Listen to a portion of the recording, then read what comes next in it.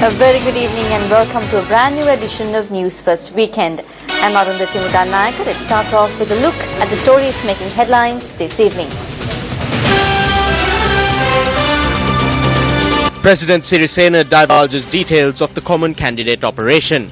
රනිල් වික්‍රමසිංහ මහතුමා පාර්ලිමේන්තුවට ඇවිල්ලා මන් දිහා බලලා ඇහින් සංඥාවක් කෙරුවා අපි යමුද කියලා හිතා. Former President Kumaratunga makes revelations regarding operations ahead of the presidential election. Prime Minister clarifies how the country will be rebuilt. ඉදිරිය පැහැදිලි පාරපරල් වංගුනේ. India will develop Bodh Gaya as the spiritual capital of the Buddhist world. A statement from Prime Minister Narendra Modi. Now the stories in detail. The 69th anniversary celebration of the United National Party was held at the party headquarters in Sirikota today.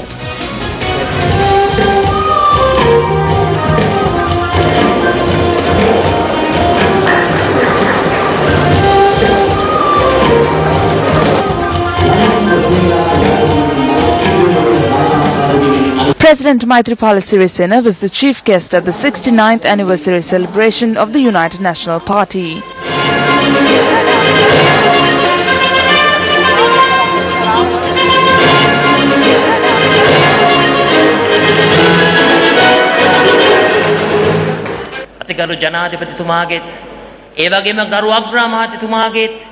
I very proudly say that the Ministry of Housing and Construction will most certainly take the forefront and lead in this national journey to implement the brave vision of His Excellency the President and Honourable Prime Minister. When the history of our country is written in its books, this day will go down as the turning point of this country.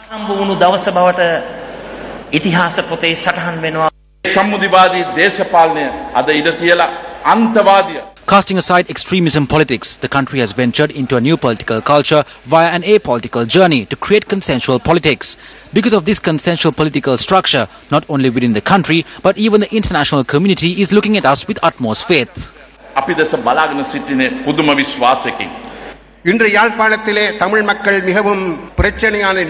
people in Jaffna have issues which both leaders are aware of.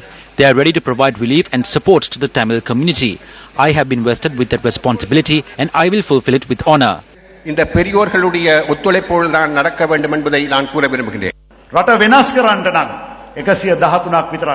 If we are to change the country, 113 seats are not enough. We need a high majority in parliament.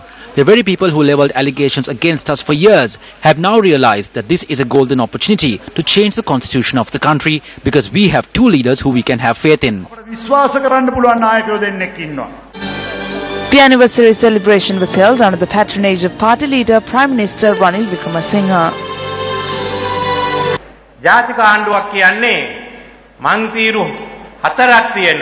A national government is a hybrid car which travels on a highway with 4 lanes.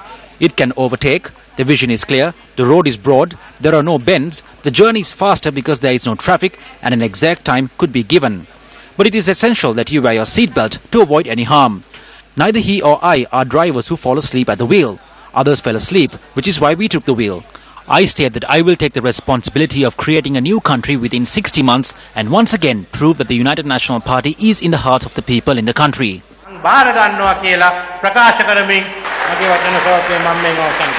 මේ තමයි අප විසින් තේරුම් ගත යුතු නව දේශපාලන සංස්කෘතිය. This is the new political culture which we must all understand. We gained much experience during the presidential election. It must be noted that Ranil Wickremesinghe and I have never met each other until the 22nd of November when I stepped down from the then government and got into the same vehicle as he did and travelled to the official residence of Chandrika Bandaranaike Kumaratungas.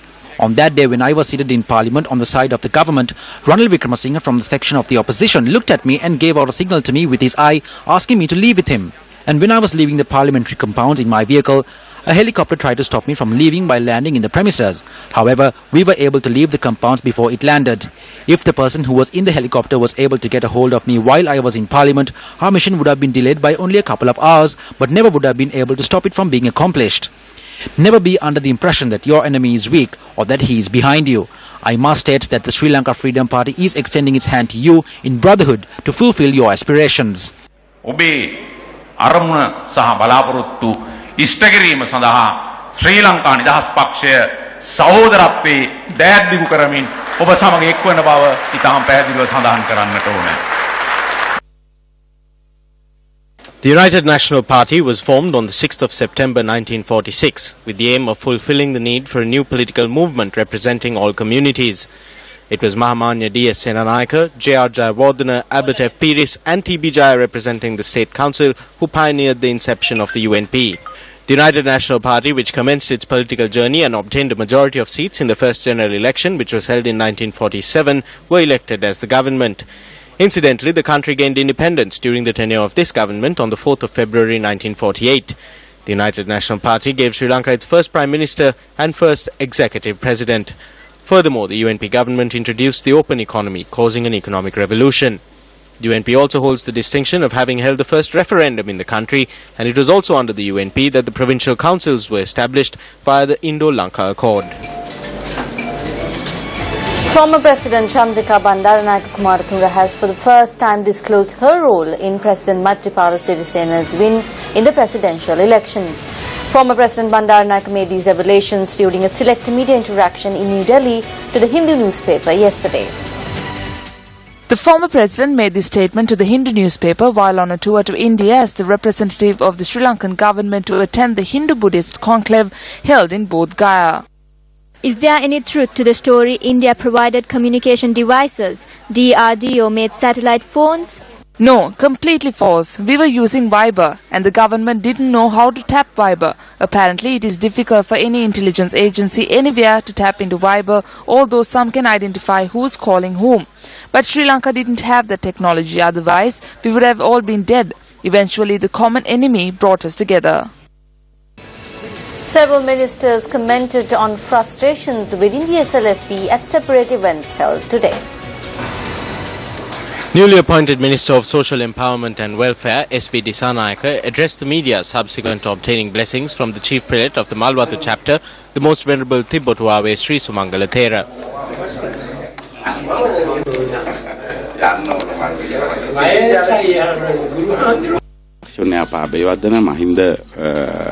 People like Lakshman Yapa Abewardena, Mahinda Samarasinga, Vijit Vijayamuni Soisa and Ranjit Siambalapitiya were people who have come first from their districts, but a major campaign was carried out against them in order to have them defeated. So the national list had to be used in order to minimize the damage that will be caused to the party and also to the program of President Maithripala Sirisena. Therefore, some of our beloved party seniors could not be given appointments.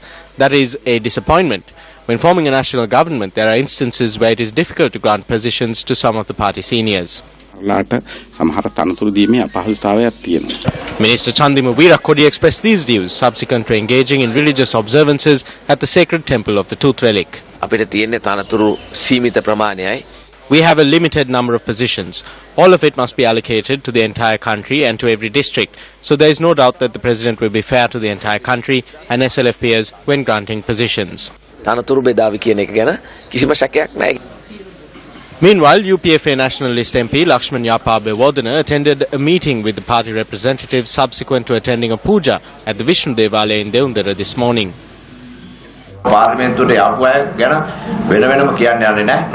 I will not specifically speak about those who were sent to Parliament, but when you evaluate this election, I have no regrets. I do have a certain political regret. When you look at the percentage of votes from the districts, you see that instead of those who have actually worked with and for the people by renovating roads and drains, it is a group of people who have not done any of this who have been elected to Parliament in a breeze. I needed to make a decision on whether to continue with this kind of politics or not, because I have not done anything other than politics. Journalists questioned these public representatives on whether there is an attempt being made by a section of the SLFP to function independently. I do not think we have to worry about this. These are MPs from our party. So President Maithripala Sirisena told these MPs that whoever wishes to function in the opposition can do so. So let them be in the opposition. But it is democratic that once the two main parties form a national government, that the position of opposition leader goes to the next main opposition party.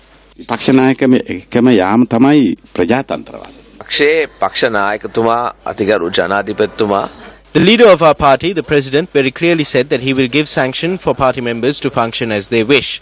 What he meant was that while the seniors in the party are given appointments, the others are free to function in the opposition if they wish. We see it as an administrative system of a democratic party. පක්ෂයක් පාලන ක්‍රමයක් හැටියට. Addressing a function in Batakalo, UPFA nationalist MP MLA and Hizbullah elaborated on how he was appointed to Parliament through the national list. The event was held to felicitate the national list MP. Because of the issue between Maithripala Sirisena and Mahinda Rajapaksa, around 21 ministers and 20 deputy ministers lost this election. The president honestly wanted to help these people. During the final stages of former President Mahinda Rajapaksa's presidency, there were issues among the Muslim community. The Muslim community were saddened about how their issues were handled. The president thought that by getting me through the national list, I will be able to rally the Muslim community around our party. I did not know it until my name was gazetted. After returning from Friday prayers, there were 4 missed calls from the President's office. When I returned the call, I was asked to come immediately to the President's office. An event was held in Vavuniya yesterday to felicitate the newly elected members of Parliament of the Tamil National Alliance.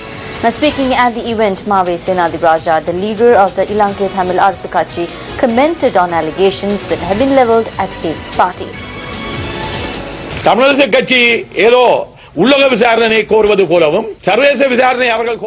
is talk at present that the ITAC did not ask for an international investigation and that we asked for a domestic investigation. They say our Chief Minister was also involved in this. He is an expert on the law. There is no way that he cannot understand this. If you look at our manifesto, it states clearly that an international investigation is necessary. From the time America accepted this between 2009 and 2011 and right up to the 3rd resolution in 2014, we were at the forefront of this battle. Some did not join this endeavour. I wish to ask our accuser, Gajendra Kumar, a question. What agreement did he strike with Basil Rajapaksa over the matter of people who surrendered with white flags? Chandrakanta and Basil held discussions with President Rajapaksa and sought approval. Chandrakanthan has informed the UN Commission of Inquiry that they informed these people to surrender with white flags and that they were trapped and killed. This was reported through the media, including on Shakti TV. Chandrakanta was made fearful through this and there was a risk if he remained in Sri Lanka. It is true that in the final stages of the war, a group went to the Vanni and that a group from the LTTE surrendered with white flags. Gajendra Kumar says now that this is a lie. In his complaint to the UN, Chandrakanthan has not accused Basil or President Rajapaksa. I ask him why.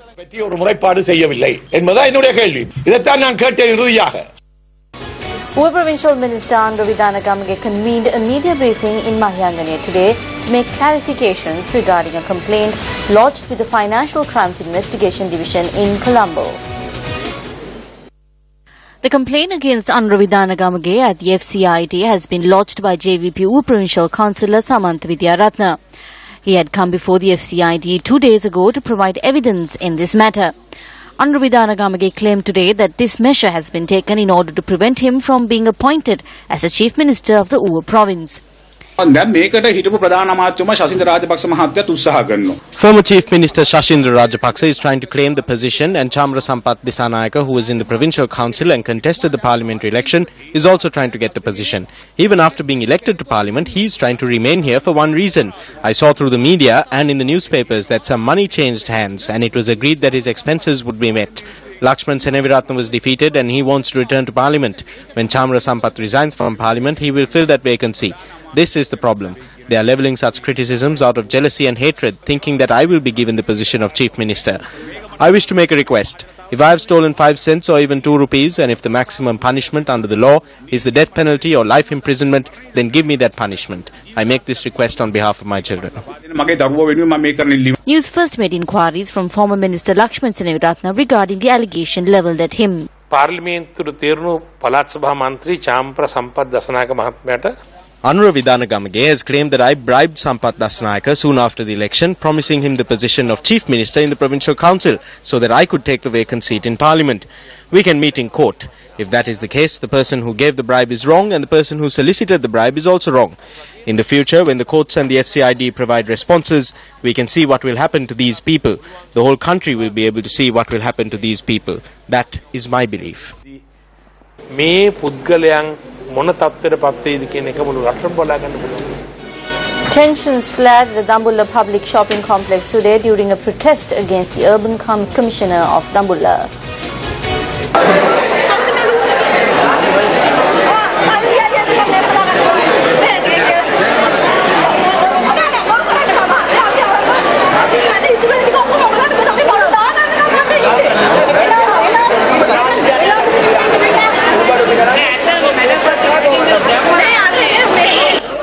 People arose when traders protested against the plans drawn up for the allocation of stalls at the market.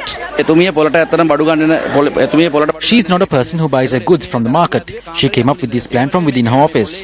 This is not what should happen. There are people at the market. She could have held a discussion with representatives. If she had done that, then a successful plan would have been implemented. I have been here from 5 in the morning. Local governance week is commencing tomorrow, but I will stay here until midnight if need be to resolve this matter. When it rains, half the complex is soaked. Traders can't put up a roof. Are they expecting traders to run a play market? This cannot be done. We need to be able to put up shelter. They are asking us to dig up holes in the ground. How can we do that? Give us the equipment and we will do it. Instead of doing any of this, she has been making allocations from morning, but there is nothing to allocate. The tragic death of an infant was reported from Anuradhapura today. This family of 5 resides in Jayasiripura, Anuradhapura. Although the entire family went to sleep together last night, only 4 of them awoke this morning. The infant who was sleeping beside his 3-year-old brother was crushed to death in his sleep.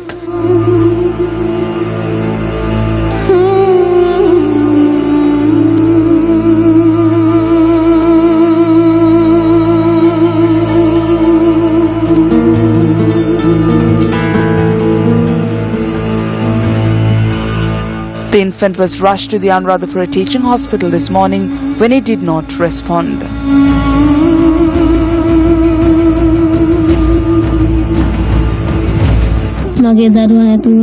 I lost my child. I caution others to safeguard their children.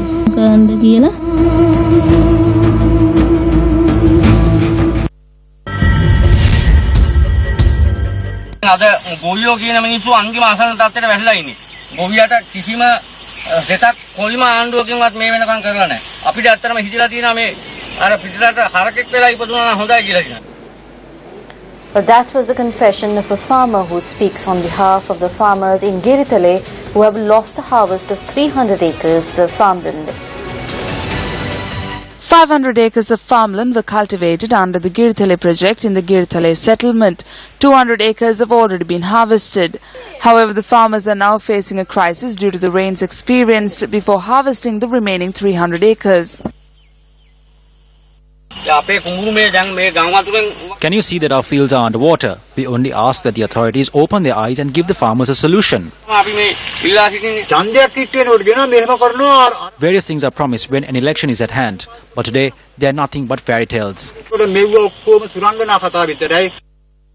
These farmers who used every bit of life in them for a drop of water when it was needed for their cultivation are now watching their dreams being washed away before their very eyes.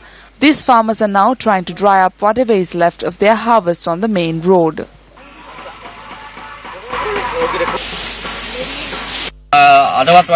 If the rain does not recede at least today, we will be left with absolutely nothing.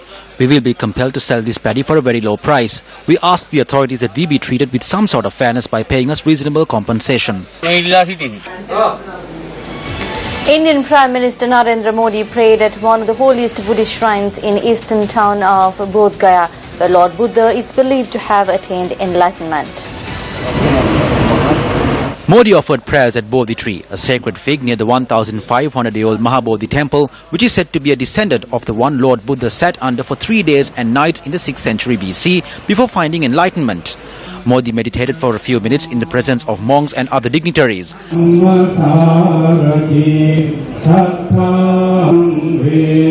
Later he was presented a robe and other souvenirs.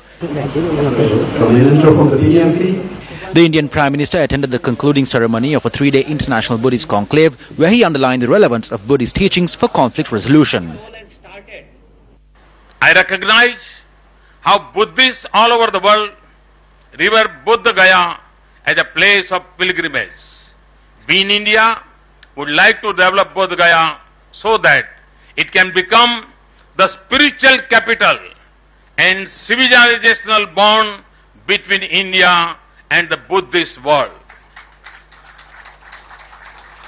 The government of India would like to provide all possible support that its Buddhist cousin nations need for the satisfaction of their spiritual needs from this holiest of holy places for them. Buddhist scriptures describe Bodh Gaya as the navel of the earth, where pilgrims and tourists from Sri Lanka, China, Japan and the entire of Southeastern Asia throng this holiest of Buddhist shrines every year. Prime Minister of the Republic of India for this. Nuwan Amaravangsha, the young boxer who came into the limelight via the reality sports program Super Fighter, has claimed victory in the bantamweight category in the amateur boxing tournament. Speaking to Sports First today, Nuwan noted that it is his goal to win an Olympic medal in boxing for his country. Nuwan Amaravangsha won gold in the 56 kg bantamweight category, winning all 5 of his bouts at the amateur boxing tournament. WAMS Kumara of the Sri Lanka Army team was defeated by Nuwan in the final bout. Win on points 3-0. Winner blue. I had 5 bouts. I had to contend with 4 boxers from the Triforces. Although it was not an easy task, I was able to emerge victorious and I am truly happy about that. A student of the Peradeniya Central College, Nuwan Amaravangsha commenced his boxing career through Super Fighter, Sri Lanka's first sports reality program organized by MTV and NBC, Newsfirst, Mass Holdings and the Sri Lanka Amateur Boxing Association. He emerged the runner-up in the 56 kg weight category in the Super Fighter tournament.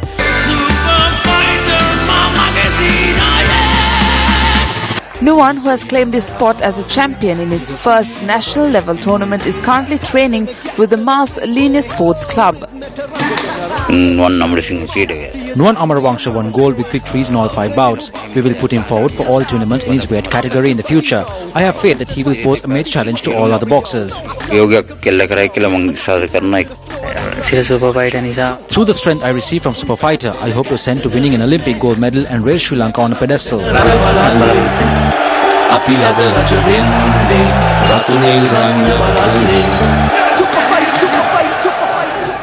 And with that, we wrap up tonight's edition of News First Weekend. Thank you very much for joining us. Have a great week ahead of you. Good night.